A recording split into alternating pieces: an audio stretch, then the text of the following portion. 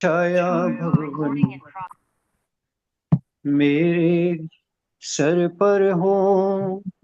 मेरा अंतिम मरण समाधि तेरे दर पर हो। ऐसी पवित्र भावना से हम सब आज पुनः संवाद के लिए मिले हैं।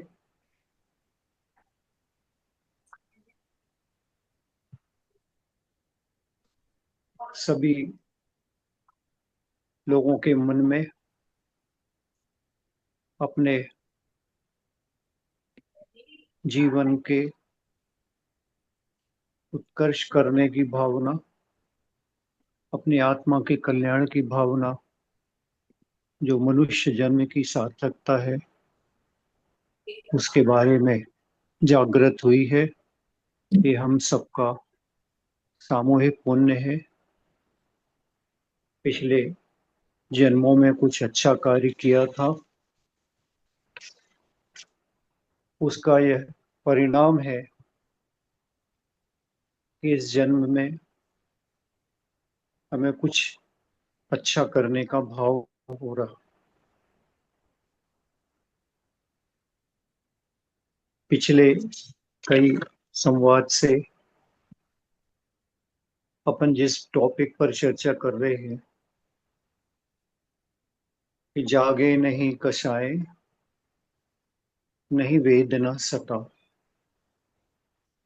समाधि संलेखना के समय पर हमारे मन में कषाय नहीं जागे, वेदना का वेग कम हो, वेदना ना होवे,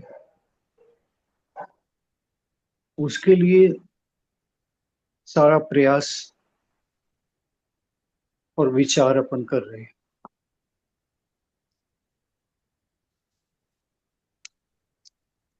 इसी संबंध को लेकर आर्त ध्यान और रौद्र ध्यान की चर्चा चली थी। ये ध्यान संसार में भटकाने वाले हैं, संसार भ्रमण का कारण है, और इन ध्यान से छूटना,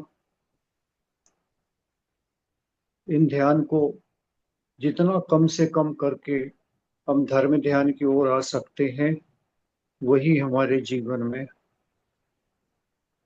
ऊंचाइयां देगा। अनादिकाल से हर पर्याय में यही दो ध्यान, आर्त ध्यान और रौद्र ध्यान के बल पर हम अपने संसार को बढ़ाते आए हैं, और इसी ध्यान के बल पर हम संसार में भटकते रहे। संबंध का इसी संबंध का प्रश्न आया था पिछले हफ्ते। प्रश्न करने वालों ने प्रश्न किया था कि मृषानंदी और चौरियानंदी रौद्र ध्यान के बारे में, जैसे हम गृहस्थी में मूवी देखते हैं, उसमें चोरी को बहुत अच्छे ढंग से बताया जाता है। उसे देखकर हम बड़े खुश होते हैं और अनुमोदना करते हैं। अनेक चलचित्र देखें तो क्या इसको देखने से रौद्र ध्यान हमारा होगा और इस संबंध का बंध होगा? नियम से होगा। पाप हम तीन प्रकार से बांधते हैं। कृत से, कारित से, अनुमोदना से।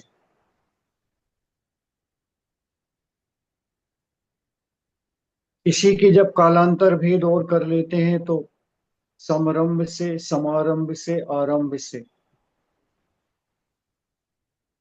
कभी मन से, कभी वचन से, कभी काय से,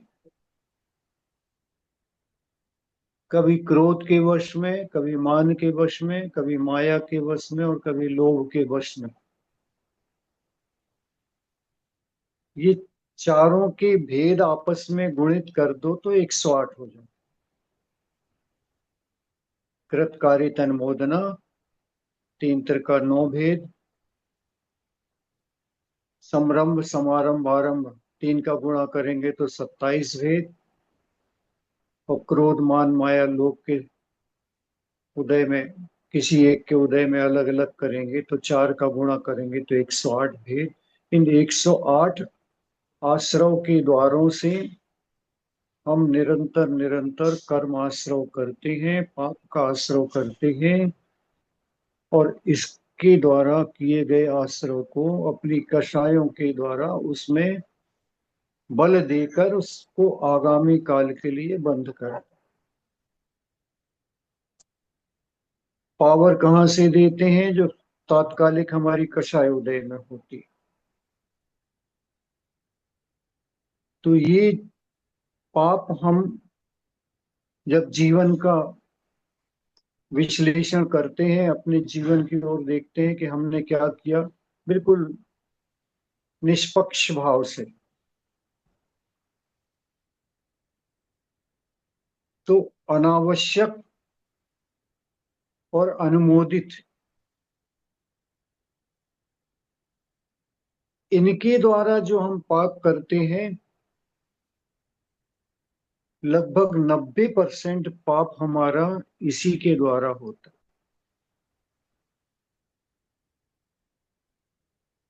हम बहुत कार्य करते नहीं हैं, करवाते भी नहीं हैं, लेकिन करने वालों की अनुमोदना कर करके ही पाप बांध। उस पाप से हमें लेना देना नहीं है कुछ।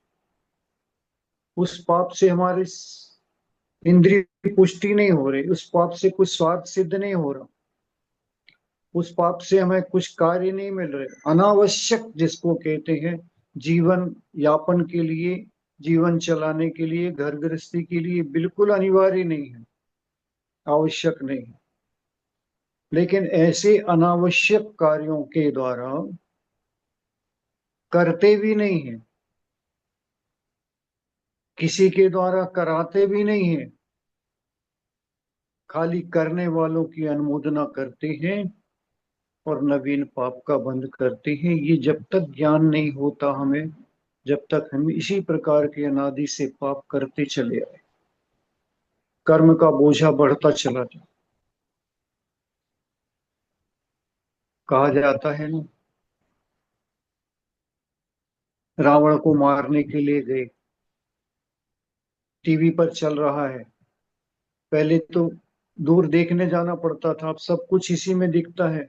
सबसे बड़ा पाप का कारण तो ये हो गया, टीवी और मोबाइल। यद्यपि एकांत से नहीं कह रहे पाप के कारण, इनको पुण्य के कारण भी बना सकते हैं, लेकिन ज्यादातर समय हमारा पाप में ही जाता। एक ने एक को मारा, बहुत जोर से मारा, गलत काम वो कर रहा था, उसको पिटाई हो रही, हम ताली बजाकर अनुमोदना कर। हिंसा की अनुमोदना, चोरी की अनुमोदना, परिग्रह की अनुमोदना है। दूसरा प्रश्न आपका इसी में था, यूट्यूब पर रील वीडियो देखते हैं, लोगों के घरों में, बड़े बड़े घरों की गाड़ियां वीडियो डालते हैं, क्या उसमें दोष है? पक्का दोष है। क्यों डाला जा रहा है? अपने आप से पूछें। बहुत सी चीजों के निर्णय हम अपने स्वस्थ मन से पूछेंगे तो सारे जवाब हमारे को अपने मन से मिलेंगे। जिस समय हमारी कषायों की मंदता होती है, जैसे इस समय हम अपने आत्मा के हित की बात सुन रहे हैं, इस समय हमारी कषाय, कषाय तो है उदय में, लेकिन मंद है, मंदतम है। क्यों कहा जा रहा है मंदतम है? क्योंकि बिना मंद कषाय के जीव अपने हित की बात सुनता नहीं, आत्मा के हित की बात सुनता ही नहीं।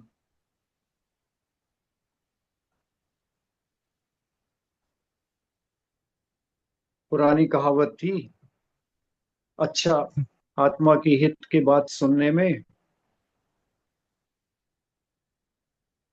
यदि उसका भाव नहीं है, मन नहीं है, तो के ऊंघे, के लड़ मरे, के उठ के घर को जाए। अच्छी बात चल रही होगी, अच्छे प्रवचन चल रहे होंगे, आत्मा के हित की बात चल रही होगी, तो या तो निद्रा आएगी, नहीं किसी बात को उसी प्रवचन में से, उसी वक्तव्य में से किसी बात को लेकर आपस में लड़ाई झगड़ा कर लेगा, और ये भी नहीं होगा तो उठकर घर को चला जाए, सुनेगा नहीं। कषाय की मंदता में ये काम होता है, कषाय की तीव्रता में कभी नहीं होता। इसलिए पूछा जा रहा है कि ये वीडियो डाले जा रहे हैं, किस लिए जा रहे हैं?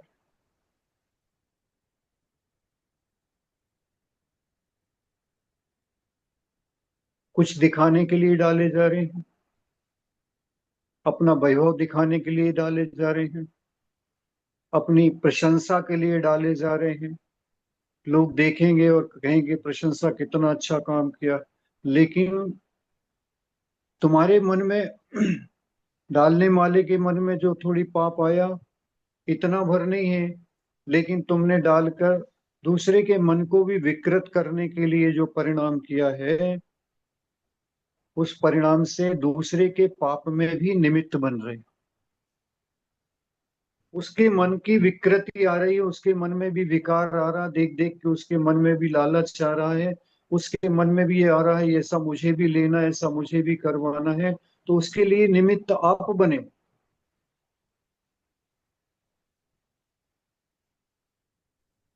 क्योंकि आपने इसी उद्देश्य से डाला है कि लोग देखें और उसकी प्रशंसा करें, प्रशंसा करें। और जितनी प्रशंसा की फोन आपके पास आएंगे, उससे आप प्रसन्न हो। ये परिग्रहानंदी है। आपको आनंद आ रहा है, आपके परिग्रह की कोई अनुमोदना कर रहा है, आपके परिग्रह की कोई प्रशंसा कर रहा है, उसमें आपको आनंद आ रहा है। और दूसरा, उसके अभाव में विकृति को प्राप्त हो रहा। वो पूरे समय एक दृष्टि लगा रहा कि मुझे भी ऐसे करना है, कैसे कर पाऊं, कैसे कर पाऊं। उसकी रचना में, संरचना में, इसी को कहते हैं समारंभ है, समारंभ है। अभी है नहीं, लेकिन योजना बनाना समारंभ है।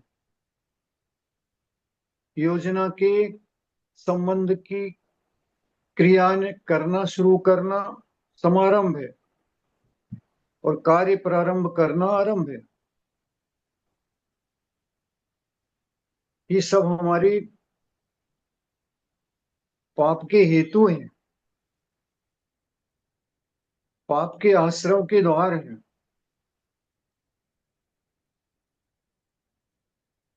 विचार करेंगे जब इसके संबंध में, तो वास्तव में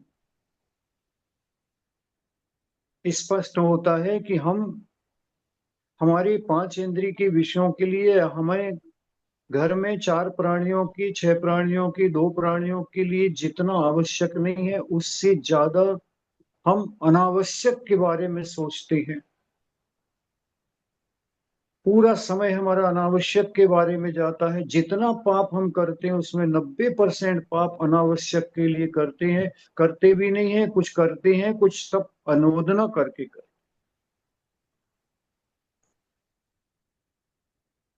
इससे बचना चाहिए, कुशलता से बचना चाहिए। कभी ऐसे प्रसंग सामने आ जाते हैं। हमने एक दिन और चर्चा की थी कि हमारा भाव अगर किसी कार्य के लिए नहीं होता है, कोई कार्य हमें करने की अनुमोदना नहीं करना पड़ता है, तो हम कैसी कुशलता से बच करके नाना प्रकार के बहाने बनाकर भी हम उससे बच पाते हैं। ये वहां बहाना बनाना भी ठीक है, क्योंकि हमें बड़े पाप से बचा रहा। सावध्य लेशो बहुपुण्य राशो, एक सूत्र आता है आगम में, कि थोड़ा सा पाप तो करने पड़ रहा है, लेकिन उस पाप से, बड़े पाप से बचने की भावना बन जाती है। उस छोटे से पाप से बड़ा पुण्य होता है।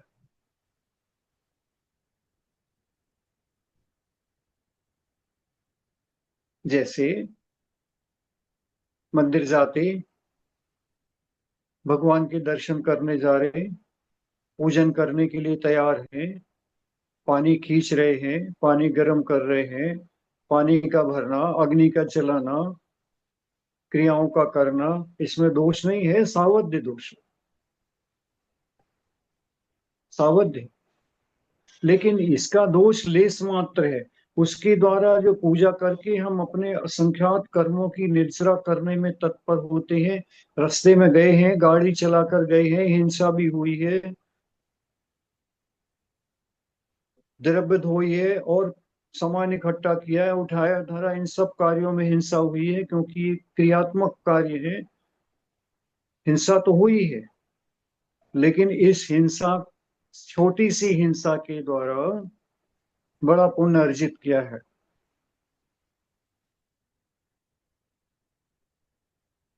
एक और उदाहरण से समझते हैं।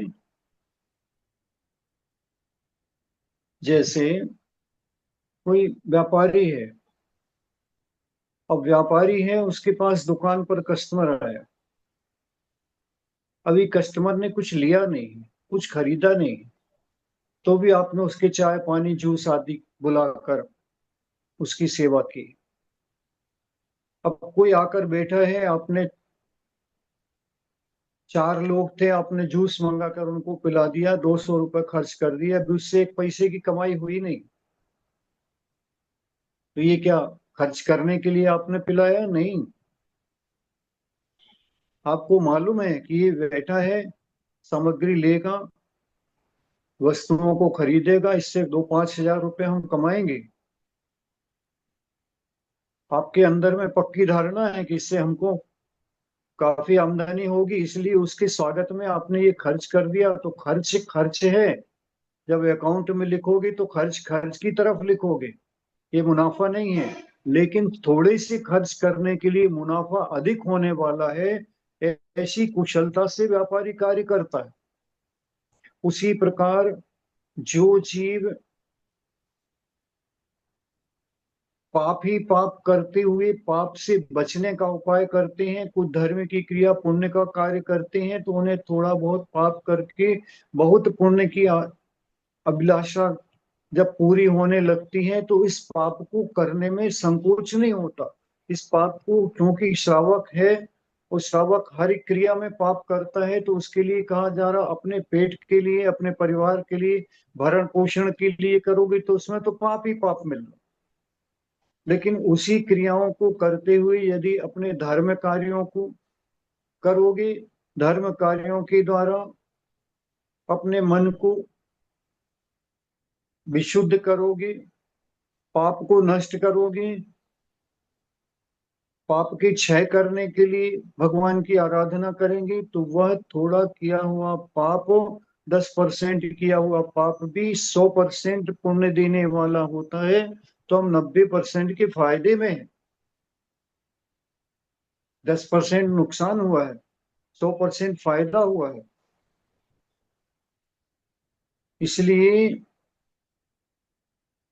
हाँ, अब ये जरूर अपने को विचार रखना, देखो विषय आया है तो विषय पर कह भी देते हैं।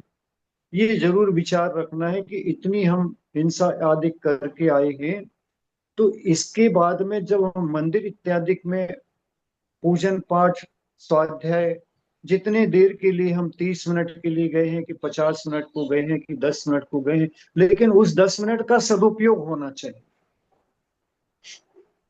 वहां जाकर वो समय का दुरुपयोग नहीं होना चाहिए। वहां कोई परिचय वाला मिल गया, हम उससे बातचीत करने लगे, हमने अपना आधा समय बातचीत में नाना प्रकार की कथाओं में निकाल दिया। ये विकथाओं से बचना है। वहां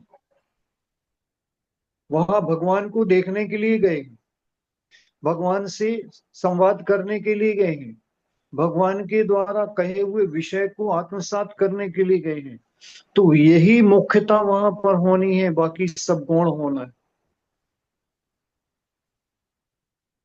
मंदिर में जाकर भी ऐसे व्यक्ति के पास नहीं बैठो कि जहां मालूम है कि यहाँ पर बैठने पर मेरा परिणाम बिगड़ सकता है, या ये बातचीत करेगा तो आप, बहुत सी बातचीत होने लगेगी। तो हम मंदिर के अंदर इस प्रकार का दुष्कर्म न करें, इस बात की बहुत सावधानी रखना ही है। जो कार्य हम घर गृहस्थी में रहकर करते हैं, दिन भर करते हैं, वो संवाद इत्यादि मंदिर के अंदर रहकर नहीं करना, इस बात का बहुत अच्छी तरह से गांठ बांधना। क्योंकि बाहर किए हुए कार्यों को मंदिर की, भगवान के पास आकर हम उसे प्रक्षालित कर सकते हैं, उसे काट सकते हैं। लेकिन भगवान के पास बैठकर जो पाप बांधेंगे, उसे कहाँ काटेंगे? इसलिए सबसे अच्छा है, मंदिर की चौखट में घुसते हुए उसे प्रणाम करो। किसी ने पूछा था ये चौखट का प्रणाम करने करना मिथ्यात्व तो नहीं? नहीं, मिथ्यात्व तो नहीं है, बिल्कुल नहीं है। 9 देवताओं में से एक देवता है। मंदिर, जिनालय हमारे लिए वंदनीय है, पूजनीय है। दूर से शिखर देखकर हाथ जोड़ना भी कर्म से छूटने का कारण है। इसलिए चौखट से अंदर घुसने लगो तो प्रणाम करो।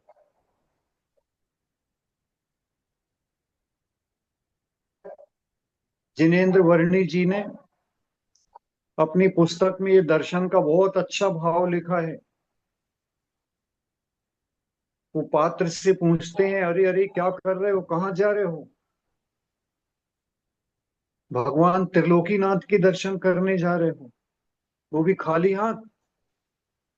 खाली हाथ तो लोग राजा के पास नहीं जाते, बहन बेटियों के पास नहीं जाते, और तुम खाली हाथ जा रहे हो।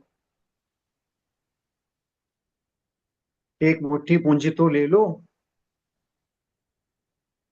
अपनी पात्रता के अनुसार ले लो, अपनी सामर्थ्य के अनुसार ले लो। और जब वो लेकर घर से चलता है, वहीं से उसका पुण्य बंध प्रारंभ होता है। पुण्य की प्रक्रिया उसकी वहीं से शुरू, क्योंकि भाव क्या है? हाथ में द्रव्य लिए भगवान के दर्शनों को चाह रहा। कितना परिणाम है, कितना परिणाम है, देखो आप। इसके बीच में जाते हुए जीव को मंदिर के लिए भाव लेकर आ रहा है। वहां पर अपने घर का त्याग करके जाए, मैं जितनी देर मंदिर से नहीं लौटूंगा जब तक सारे आरंभ परिग्रह का त्याग कर दे। आऊंगा तो मेरा है, जब तक मंदिर जा रहा हूं, आ रहा हूं, जब तक मेरा नहीं, वह छोड़ के जा रहा हूं।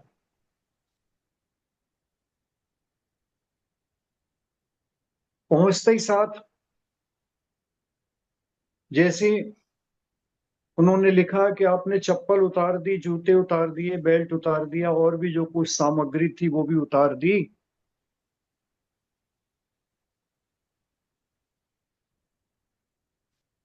फिर अंदर प्रवेश करने के पहले, जब सब कुछ उतार दिया तुमने, जो वांछनीय नहीं था उसको बाहर रख दिया मंदिर के, फिर संकल्प विकल्प की गठरी लेकर अंदर क्यों जा रहे? वो संकल्प विकल्प की गठरी को भी, हे भव्य, बाहर रख दो, ऐसा कह रहे। विश्वास रखो, तुम्हारे जूते चप्पल तो चोरी जा सकते हैं, और कुछ सामग्री भी कोई उठा कर ले जा रहा है, जा सकता है, लेकिन तुम्हारे संकल्प विकल्प की गठरी को कोई नहीं ले जाने वाला, क्योंकि उसके पास अपने संकल्प विकल्प इतने सारे हैं कि तुम्हारे लेकर नहीं चले। इनको यहीं छोड़ दो, और निर्द्वंद भाव से, निष्कपट निष्कलेश भाव से अब भगवान के पास जाओगे तो भगवान के दर्शन होंगे।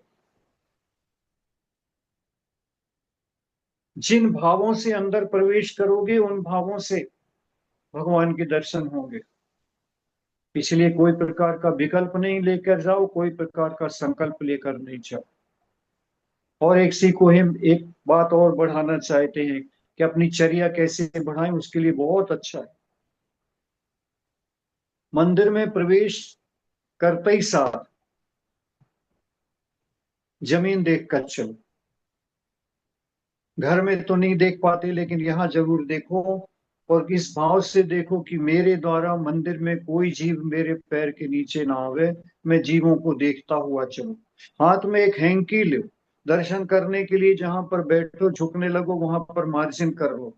अभी कोई जीव तो दिखता नहीं, हाँ सूक्ष्म जीव दिखते नहीं, तो भी अपना कर्तव्य है कि अपन उसको मार्जिन करके ऊपर बैठ के झुक कर वहां प्रणाम करें। जब थोड़ी सा कचरा पड़ा रहता है तो हम मार्जन करके उसे सफाई कर लेते हैं,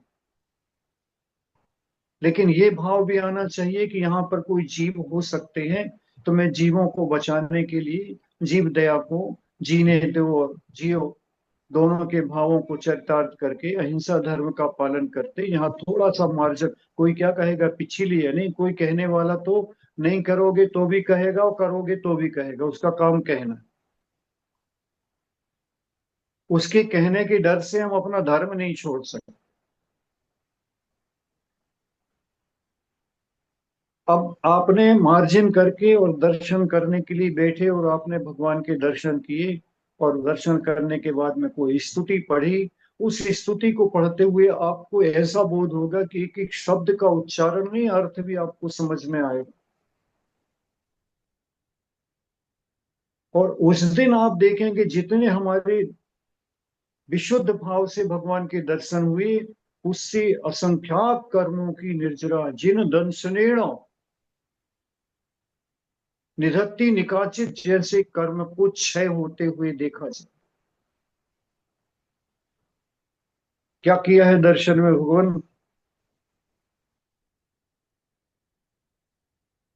सकल गेय ज्ञायक तदपि निजानंद रस लीन, सो जिनेन्द्र जयवंत हूँ हरि रज रहस विहीन। हे भगवान, आपकी जय हो, आपकी जय हो। कैसे हो आप? हरि, दुश्मन से रहित, क्या मोहिनी कर्म से रहित। रज माने आवरण, ज्ञानावरण और दर्शनावरण से रहित। रहस्य, अंतराय से रहित। अंतराय को रहस्य कहा जाता है, कब आता है कैसे आता पता नहीं चलता। इनसे रहित हो भगवान, चार घातिया कर्म आपने नष्ट किए हैं। धन्य हो जो मुझे यह मुद्रा आज दर्शनों को प्राप्त हुई है। अंदर से कप जाए मन, क्योंकि सम्यक दर्शन उसी को होता है जिसने ऐसे दर्शन आदिक अपूर्व किए हों। अपूर्व करण करता है, अपूर्व अपूर्व। ऐसे आज तक मुझे नहीं आया है ऐसा भाव, वो भाव आज आया है। पूरे जीवन भर नहीं आया, ऐसा भाव आज आया है। वो क्षण होता है दर्शन से सम्यक दर्शन की प्राप्ति का।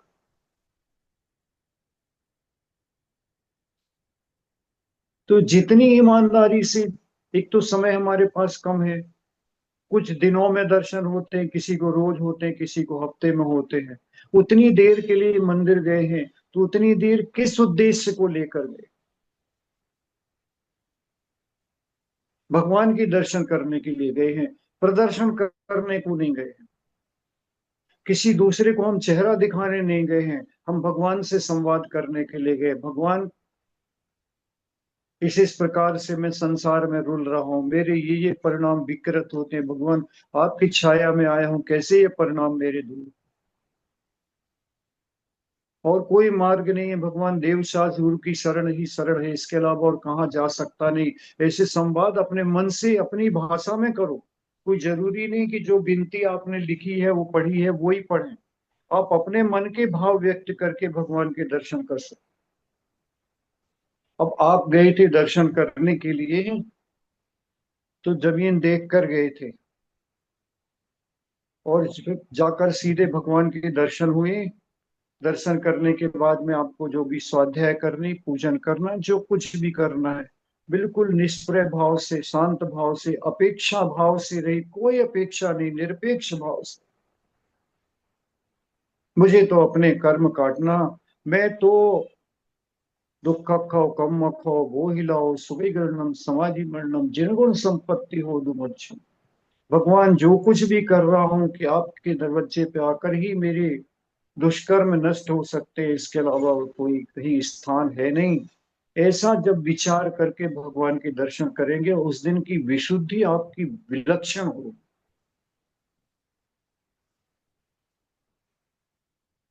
विलक्षण होगी। जागृति अपने आप मन में आएगी। अगले बार जब दर्शन करने आएंगे तो इससे ज्यादा दूसरी दुगनी ऊर्जा से आएंगे। और दर्शन करने के बाद में जिस दिन मंदिर से बाहर निकलते समय निकल जाओ, और उस दिन को याद करना कि आज मैंने मंदिर में किसको देखा।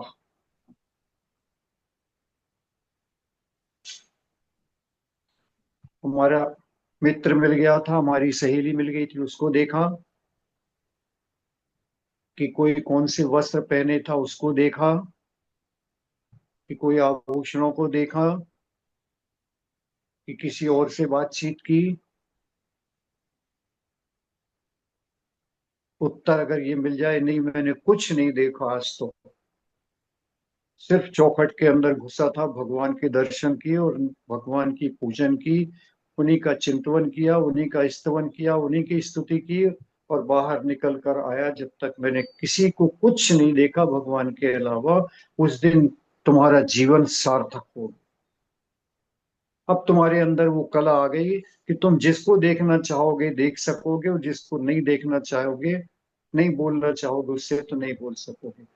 वहां पर उस 10 मिनट, 5 मिनट, 15 मिनट, आधा घंटा या 1 घंटा के लिए वो व्यक्ति, वो वस्तु अनिवार्य नहीं है। इसको तो संसार के मंदिर के बाहर प्रति समय हम देखते हैं, लेकिन मंदिर में अंदर जिसको देखने गए थे, उसके अलावा इतनी साधना बढ़ानी है हमको, इतनी साधना प्रखर करनी है कि भगवान के अलावा मुझे मंदिर में कोई ना दिखे।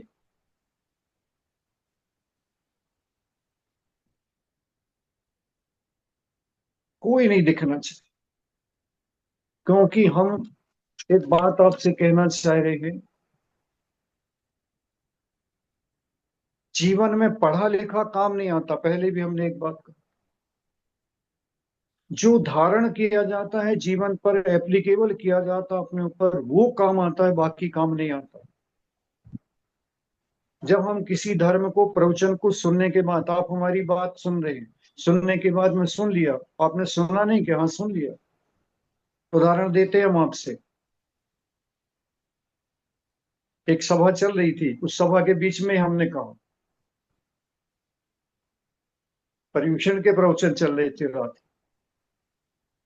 मैंने प्रवचन में कहा, ऐसे अचानक में एकदम से, एक गिलास पानी लाओ भैया। सब सुनते रहे। एक बालक उठा, अबोध सा था, और जल्दी उठकर पानी लेने के गया।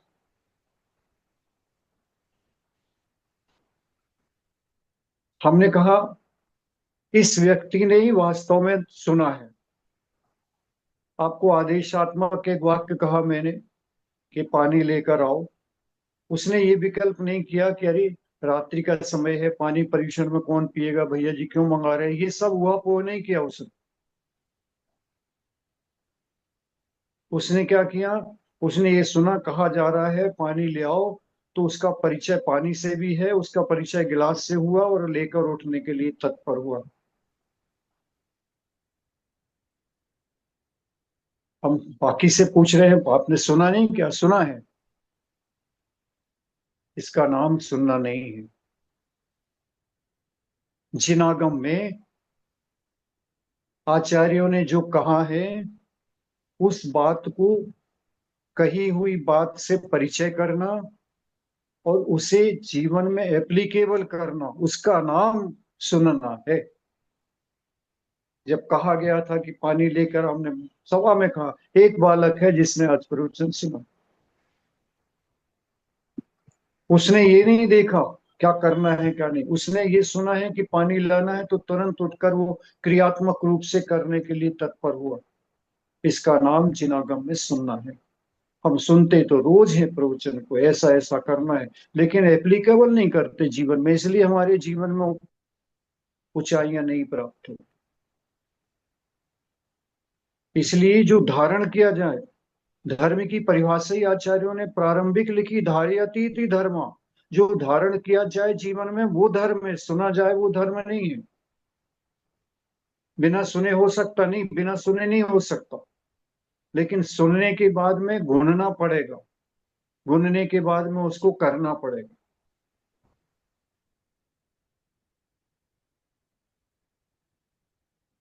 एक क्लू आपको देते हैं, हमें सम्यक दृष्टि बनना है, बिल्कुल पक्की बात है, बनना है, लेकिन सम्यक दर्शन के बारे में सुनना अलग बात है, सम्यक दर्शन की परिभाषा को जानना, सम्यक दर्शन के बारे में विचार करना, एक सुनना, और सुनने के बाद में बहुत प्रकार से सुनना, चारों अनुयोगों के हिसाब से अलग अलग सुनना, बहुत सी बातें सुनना। सम्यक दर्शन के बारे में बहुत सुन लिया, ग्रंथ के ग्रंथ पढ़ लिए सम्यक दर्शन के बारे में। और उसके बाद में हमारे अंदर भी भाव आए पढ़ने के बाद में, और हमने उसका बहुत बखान किया, बहुत महिमा गाई सम्यक दर्शन की। ग्रंथ के ग्रंथ लिख डाले सम्यक दर्शन की महिमा के बारे में। सम्यक दर्शन का की परिभाषा सुनना अलग बात है, उसकी महिमा को गाना अलग बात है, और सम्यक दृष्टि होना विलक्षण बात।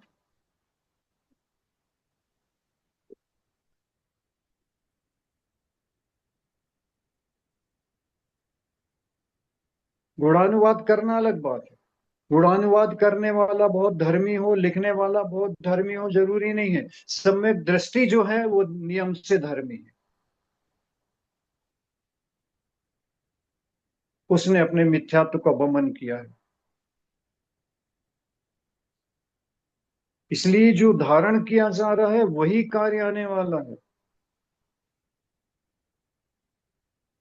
अभी तक हमने क्या किया है, आपने किया हो ना किया हो, हमने तो यही किया है, क्योंकि संसार में रुल रहे हैं। इसका मतलब क्या है कि सुना तो अनेकों बार होगा, सुनने भी मौका आया होगा, भगवान के समूह शरण में भी गए होंगे, राग रंग देख कर लौट आए होंगे, समूह शरण में भगवान की दिव्य ध्वनि सुनने के लिए बैठे ही नहीं होंगे, आज तक वहां तक पहुंचे ही नहीं पाए, क्योंकि उसके पहले रंग रंगीला समूह शरण बहुत अच्छा दिखता, नाना प्रकार की नाट्यशालाएं दिखती है, नाना प्रकार का वैभव दिखता है, वही वैभव देखकर चले।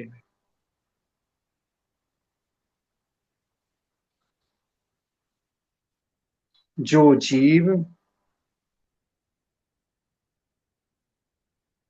मंदिर के जिनालय के दर्शन करने में इधर उधर के वैभव को नहीं देखता, जिस लक्ष्य को लेकर गए जिनेंद्र भगवान के दर्शन के लिए जाता है, और जिनेंद्र भगवान के दर्शन के लिए भी क्यों जाता है कि ये वो हैं जिन्होंने हमारे जैसे गृहस्थी या राजा के पद को भी स्वीकार करते हुए और अपने चरम लक्ष्य को प्राप्त करने के लिए अपना एड़ी चोटी का जोर लगा दिया, और उन्होंने घाटी या कर्मनाश करके ये अरहंत भगवान बैठे, ये वो शख्स है। इनको देखकर मेरे अंदर में भी वह राग नहीं आएगा, इनके प्रति राग आएगा, लेकिन संसार के प्रति वैराग आएगा। कैसे इन्होंने वैरागी की स्वीकार करके और अपने संसार को नष्ट किया। जो मंदिर जाना सीख लेगा, भगवान के दर्शन करना सीख लेना, विश्वास रखो वो पक्का समूह शरण में जाकर भी इधर उधर भटकेगा नहीं, सीधे भगवान के दर्शनों को पहुंचेगा, भव्य जीव होगा, और नियम से सम्यक दर्शन को प्राप्त करके अपना कल्याण करेगा। क्योंकि लक्ष्य उसका वहां पर भगवान के दर्शन को रहेगा, भगवान की दिव्य ध्वनि सुनना, भगवान के दर्शन करना, भगवान के उपदेश को सुनना, लक्ष्य उसका है। कहाँ से लक्ष्य है? यहाँ से प्रैक्टिस पड़ी है। मंदिर जाते समय इधर उधर नहीं देखना, बाहर नहीं देखना, वहां पर बैठने वालों को नहीं देखना, वहां पर तो 12 सभाएं में कितने कितने देव और देवांगनाएं और नाना प्रकार के जीव बैठे हैं, उनको नहीं देखना। दृष्टि, वो देखने का भाव कैसे छूटेगा? मंदिर से छूटेगा। प्रैक्टिकल यहाँ से होगा, प्रैक्टिस यहाँ से होगा।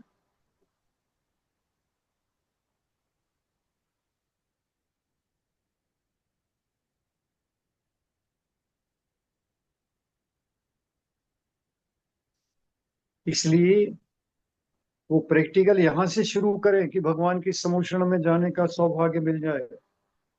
भगवान की दिव्य ध्वनि यहाँ पर देशना सुनेंगे, यहाँ कर प्रवचन सुनेंगे, प्रवचन भाव से सुनेंगे, कुछ करने के भाव से सुनेंगे, जीवन में धारण करने के भाव से सुनेंगे, तो वहां पर भी इसी प्रकार होगा।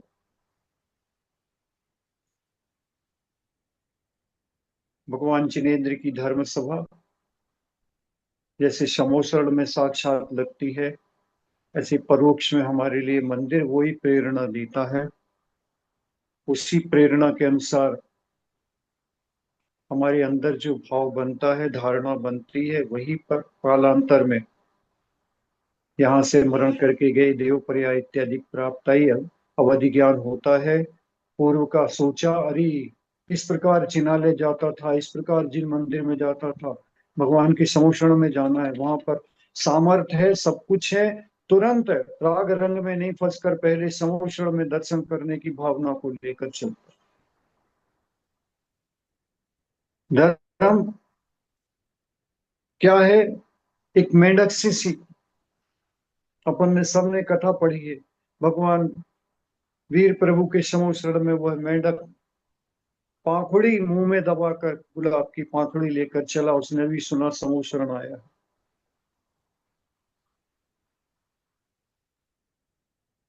उसकी प्रशंसा कर रहे हैं आचार्य की, देखो मेंढक भी पाखुड़ी की दबाकर मुंह में और बढ़ा, रास्ते में चक्रवर्ती के हाथी के नीचे आ गया, मरण को प्राप्त हो गया। और मरण को प्राप्त होते ही साथ जैसे ही पहुंचा, देव पर्याय पाई, क्योंकि भगवान के दर्शन पूजन करने के भाव। एक पाखुड़ी अपने अनुसार अप्रोच नहीं ले जा सकता चढ़ाने के लिए, तो खाली हाथ कैसे जाए? तो मुंह में पाखुड़ी दबा कर ले।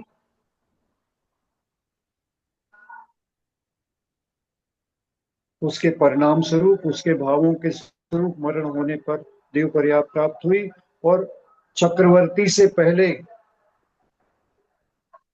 राजा श्रेणिक से पहले, श्रेणिक के हाथी के नीचे आया था, सैनिक से पहले समोसर में पहुंचता। वहां जाने के बाद भी राग रंग में नहीं फंसा, इधर उधर नहीं देखा, सीधे भगवान के समोक्षण में 12 सभाओं में जाकर। इसलिए हम सभी भव्य जीव इसलिए हैं कि भगवान की शरण में जाने का भाव है, और अपने पापों को क्षय करने का, कर्मों को काटने का भाव है। यहाँ से प्रैक्टिकल करेंगे, प्रैक्टिस करेंगे तो जाए। एक उदाहरण और देखें। ये धारणा आज विषय आ ही गया था, तो मैंने कहा इस धारणा को पक्की बनाना है। देखो, एक लेडी डॉक्टर होती है, और लेडी डॉक्टर अपने जीवन में सैकड़ों प्रसव कराती। गायनो है, प्रसव कराने का अच्छा अभ्यास है, धीरे धीरे अभ्यास हो जाता है। किसी गर्भवती महिला के पेट को देखकर उसे पूरा ज्ञान हो जाता है क्या नहीं है, इसका क्या फंसा है, किस प्रकार से चल रहा है, कैसा बच्चा है, कमजोर है कि क्या है, सब पूरा अनुभव उसको।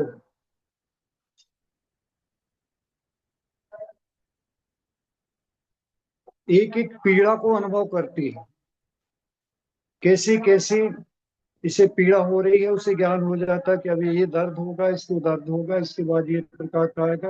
अब ये दर्द हो रहा है, मतलब इसके पास अब इतना समय है। नाना प्रकार के पूरे संपूर्ण जितना जितना और प्रसव कराती जाती है, उसके अनुभव तजुर्बा बढ़ता चला जाता। ये सारा ज्ञान उसका ऊपरी है।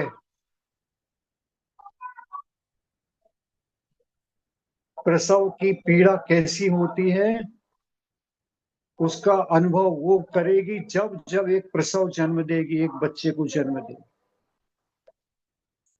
उसके पहले जितनी पीड़ा देखी है, वह सब ज्ञान स्वरूप है, शिक्षा स्वरूप थी।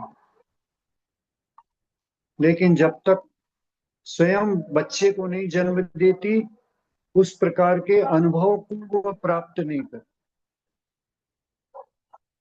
एक बच्चे को भी जन्म दे देगी, सारे अनुभव उससे आ जाएंगे। इसलिए अपने को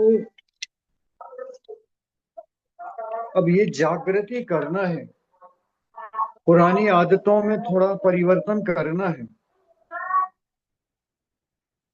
ये विचार करके करना है कि जिस काम को हम जिस लीनता से करते हैं, उस लीनता से जब हम घर गृहस्थी के काम करते हैं, भोग उपभोग के काम करते हैं, किसी पार्टी में जाते हैं तो उस प्रकार की भाव लेकर जाते हैं। वे वस्त्र की वे वस्त्र वेशभूषा और उसका पूरा आनंद वहां पर लेना चाहते हैं। एक मूवी देखने जाते हैं, वहां पर एक कोई भी हल्ला करता है या बातचीत करता है तो आप उसको चुप कर देते, भाई चुप करो, या मूवी देखने आए हो, मूवी देखो। ये सब कार्य जब हम लीनता से करते हैं तो भगवान जिनेंद्र के दर्शन, पूजन, स्वाध्याय ये भी लीनता से करना है, निहायत ईमानदारी से करना है। अपने प्रति अपने कर्म के नाश करने के प्रति ईमानदारी का भाव जिस दिन रखना शुरू करेंगे, विश्वास रखें, वही भाव, वही दर्शन, वही परिणाम आपके आपको समोसरण तक भिजाएंगे। समोसरण तक ले जाएंगे, समोसरण में भगवान के समीप तक भिजाएंगे, 12 कोटि तक भिजाएंगे।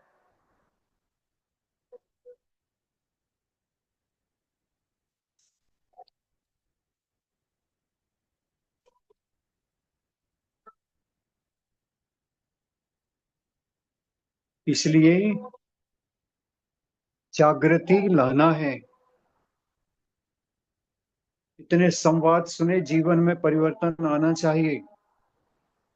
पुरानी आदतें यदि पड़ी हैं और उनमें यदि हम कहीं स्खलन कर रहे हैं, कहीं हमारा दोष लग रहा है, तो उससे बचकर आज से ही हमें वो दिया है। और ये कब होगा? जब हमने पहले भी कहा, आज भी कह रहे हैं, सोने के पहले 5 मिनट 10 मिनट अपने लिए, परिवार के लिए तो पूरा दिन दे दिए, 23 घंटे सारे, लेकिन अपने लिए 5 मिनट 10 मिनट बेड पर सोने के पहले निर्णय निश्चित करोगे, क्या आज मैंने दोष लगाए, क्या आज मैंने किया और इससे बेटर कर सकता था, लेकिन मैंने ऐसा किया नहीं, कल से इससे अच्छा करूंगा। ऐसा करते करते जहां महीने 2 महीने प्रैक्टिस पड़ जाएगी, तो उसमें आपको अपनी गलतियां, दोष ढूंढने की आदत बन जाएगी। और वो जब बन जाएगी तो उसके निवारण का प्रसंग आने लगेगा, उससे बचने का प्रसंग आने लगेगा। और आप जो कार्य अभी तक सदोष करते थे, वो कार्य आपका निर्दोष होने लग जाए। आप स्वयं देखेंगे कि इसको समझने के बाद, इसको जानने के बाद में, जो हमने आज दर्शन किए भगवान के, ऐसा पूर्व में कभी नहीं की।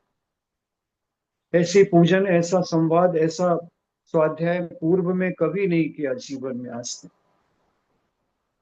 ऐसा जिस दिन आएगा वही अपूर्वकरण होगा और वही हमारे सम्यक दर्शन का वास्तव प्रादुर्भाव होगा।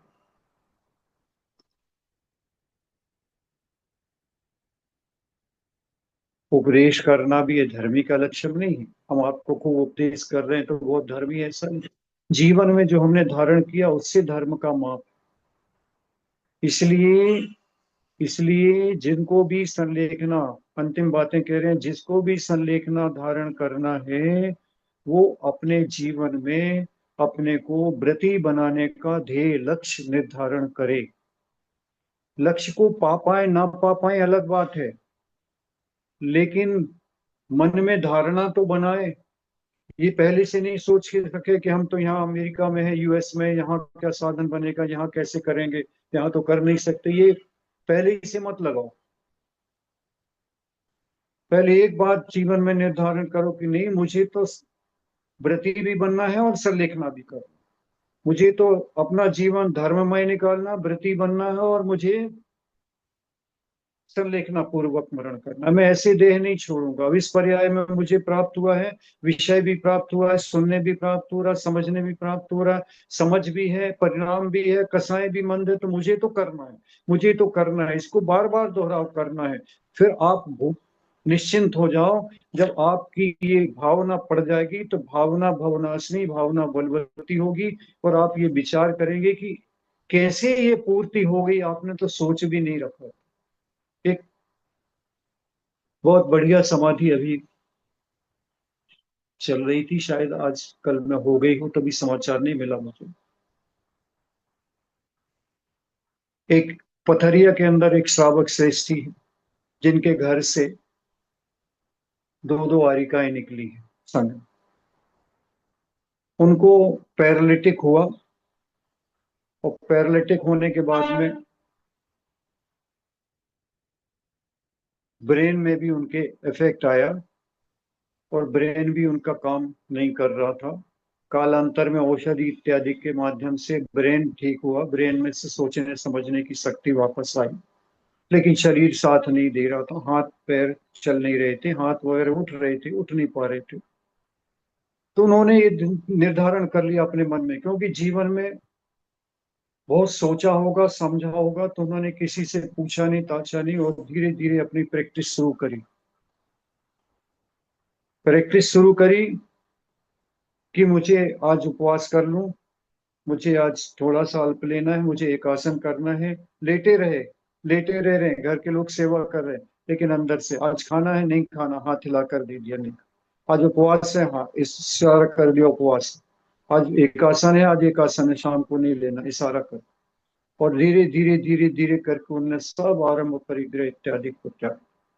हमारे पास समाचार आया माता जी का, मैंने उनसे बात करी, और धीरे धीरे करके उनको ऐसा लगा कि अब समय नजदीक आ रहा है, तो उन्होंने एक उपवास किया, दो किया, तीन किया, चार किया। चार उपवास के बाद मेरे पास खबर आई, मैंने उनको संबोधन किया। संबोधन करने के बाद उनका मंतव्य जाना कि आगे क्या है आपका विचार। तो उन्होंने इशारे से हाथ उठाकर बार बार अच्छी जोर से लाया कि मुझे अब इस पर्याय में नहीं लेना। एज ज्यादा नहीं, 67 की एज। तब उनको कहा, मैंने कहा प्रतिमा, तो प्रतिमा दो हो गई, तीन हो गई। संघ मुनि महाराज भी, आचार्य विशुद्ध सागर जी का संघ था, मैंने कहा महाराज जी के पास लेकर जाओ। बोले महाराज जी आ रहे एक संबोधन करने के लिए। मैंने कहा उनसे निवेदन करो प्रतिमा बढ़ाएं, क्योंकि इनके व्रत बढ़ेंगे, इनकी विशुद्धि बढ़ रही। उनके धीरे धीरे उनने एक साथ नहीं बढ़ाई थे, लेकिन एक एक करके बढ़ाई। 7 प्रतिमा हुई, 8 प्रतिमा हुई। मैंने उनको फिर कहा कि निवेदन करो। आप तो निवेदन करो रोज का 10 प्रतिमा, 10 प्रतिमा भर के लिए नहीं करो, दीक्षा के लिए निवेदन करो कि अब मुझे छोड़ दिया मैंने अन्न पानी, मुझे लिए रहना नहीं इस जीवन में, उपवास करना ही है, लगातार करना है। अब मैंने आजीवन के लिए अन्न पानी का त्याग कर दिया, तो अब दीक्षा का भाव रखो उनके साथ। 10 प्रतिमा हो गई। 10 प्रतिमा के बाद में मैंने उनके आचार्य महाराज जी के पास, विशुद्ध सागर जी के पास निवेदन करवाया। मैंने कहा जाकर करो, हमारे बिहाफ में करो, भैया कह रहे हैं कि महाराज इससे अच्छा जीवन में अब कुछ नहीं मिल सकता, हमें तो अब दीक्षा चाहिए, दीक्षा चाहिए। परिवार ने निवेदन किया, तो महाराज जी का संयोग लगा, या उन्हीं के भाग्य से संयोग लगा होगा। विराग उदय में थे, एक 2 किलोमीटर दूर है क्षेत्र, वहां से शहर आए। शहर आने के बाद उनको धर्मशाला में बुला लिया। धर्मशाला में बुलाने के बाद में दीक्षा हो गई। दीक्षा होने के बाद मुनि बन गए, उनको दर्शन मिला रहे हैं, उनका अभिषेक दिखा रहे हैं संघ। और उसके बाद में पूरे टाइम संबोधन चल रहा है। वो बिना किसी वेदना के, बिना किसी हल्ला के पूरे दिन भर लेते रहते हैं। हाथ में पिच्छी आ गई, ऐसी विशुद्धि भगवान को देखकर, मुनि महाराज को देखकर नमोस्तु कर करके। नहीं उठ पा रहे, नहीं कोई पा रहे, लेटे हैं, लेकिन दोनों हाथ से पिच्छी लेकर नमोस्तु कर करके, और इस प्रकार की भावना अपनी करी। 16 उपवास हो गए थे परसों तक। मुझे कल की बात नहीं पता चली, शायद तबीयत अब बिगड़ने लगी थी। मैंने कहा एक आध दिन और खींचेंगे, इससे ज्यादा अब नहीं खिले। मगर आप ये देखो कि जिसने जीवन में भावना बहाकर रखी है, उसने सोचा भी नहीं होगा कि मैं दीक्षा लेकर जा सकता हूं, लेकिन सारे संयोग प्राप्त हो गए। इसलिए ये मत सोचना कि मैं यूएस में रह रहा हूँ, यूएस में रह रही हूँ, मेरा कुछ हो नहीं। सब कुछ हो सकता है। अपने पुण्य को गाढ़ा करना है और अपनी भावना को बलवती बनाना है। उसके लिए धर्म कार्य जो भी करते हैं, दर्शन आदि से लेकर, वे सारे कार्य को बिना दिखावट के यथार्थ रूप से करना है, मुझे विशुद्धि के साथ करना, निहायत ईमानदारी के साथ वो काम करना, जैसे हम सब काम निहायत ईमानदारी के काम, अपने घर गृहस्थी के लिए, अपने भोजन पानी के लिए, अपने जीवन के लिए, सब कुछ यथा योग्य कार्य करते हैं। भगवान का कार्य भी बिल्कुल इसी प्रकार करना है। भगवान का नहीं करना है, भगवान के देखकर अपने लिए, अपनी आत्मा के हित के लिए निर्दोष कार्य करना। सबके लिए अच्छा अच्छा करते हैं, तो अपनी आत्मा के लिए भी अच्छा ही करना है।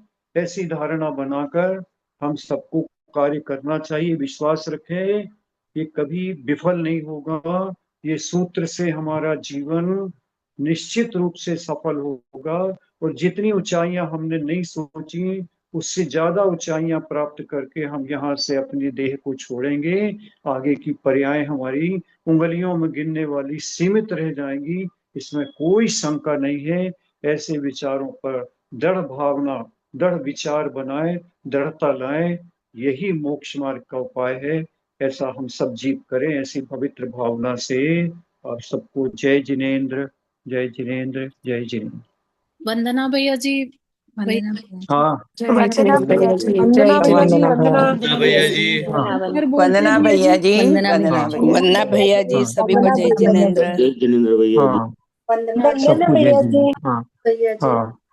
बहुत सुंदर सेशन रहता है भैया आज जी। ऐसा आज लगता है विषय का सुनते ही रहे। विषयांतर हो गया, कुछ और लेना था, अच्छा, नहीं लेकिन हमें विषय नहीं ये पता, सामने लेकिन आ। बहुत अच्छा था, बहुत ही ज्यादा ऐसा लगता हाँ बहुत ही अच्छा। हाँ। है एनर्जी आ बस जाती है कि हमें भी ऐसा ही करना। बस यही करेंगे, और यही एनर्जी, इसको याद रखेंगे तो एनर्जी भगवान के दर्शन से ऐसी, इससे कई गुनी एनर्जी मिलेगी। बहुत बढ़िया भैया जी, आपका सानिध्य मिलता रहेगा ना तो हम कर जाएंगे। चलो, ठीक ठीक वंदना भैया जी। ठीक। हाँ।